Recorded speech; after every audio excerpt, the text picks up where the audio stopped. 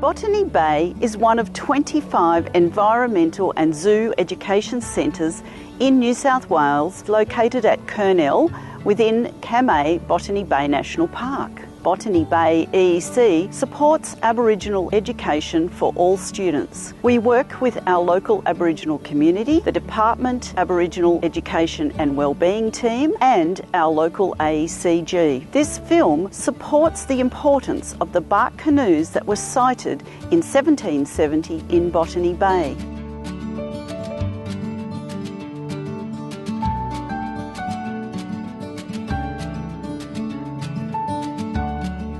I'm a cultural teacher in the same way as my brother Dean. We had to live and breathe our culture at an early age. I'm just carrying on some of the things that my father's taught me. And my mother was an artist. She taught me how to paint, and my father told me the stories. So I'm painting my mother and father's stories and different designs now in life. This is part of rekindling the fire to go back to the proper way of building buoys, bark canoes. This here gives us an opportunity to return back in time, return back in history. It's the oldest craft in the world, the canoe. We're using stringy bark trees at the moment as our methods of getting it off the tree. We're skinning the bark off and trying to leave a little bit on the tree so the tree survives. We're doing the right thing. We're carrying on culture.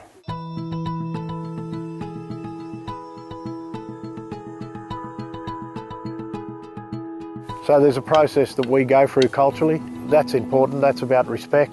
Before we even go near a tree, we've got to ask permission from that land and them old spirits. Whoever we're teaching also understands that we can't just go in there and grab whatever we want. It's not ours, you know, it's there to keep us alive and work with us and live with us. The ultimate outcome of boats like these is to have Aboriginal people paddling around in them, kids, families, but also non-Aboriginal people. These are part of education. If people are going to be responsible for our culture, they need to be educated about it in a good way, and the best tool we have is our culture to do that. We've also got to understand that the knowledge always remains with Aboriginal people. Yes, we're sharing it, but we're not giving it away to be exploited, and we've seen that. We hope to be at an important event next year, the 250th anniversary to the arrival of Cook. We hope to have these boats there floating on the water. That would be important because it hasn't happened in a long time. We would like to show our presence and show that our culture is still alive and living. It's there for everyone to see, and it's their heritage as much as it's ours.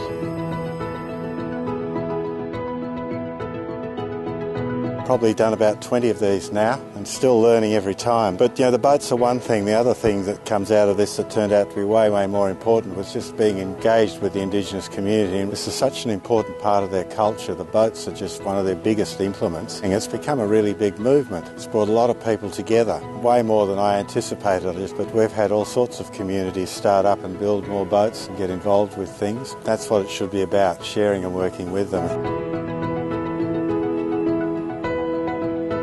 Relate to the tree in another way today. So this is the stringy bark, and from the inner bark, which is the closest to its actual body, is where we're going to create string that you can then use for the canoe making as well. So this is the inner bark here. It's a beautiful colour, and we need to make this very pliable to be able to shape it. There's a lot of possibilities with all the bark, but when we start to work with it, in relating with it, we're giving it more instructions as to what's possible, as well as it showing us what's possible. So in here you can see all these different fibres.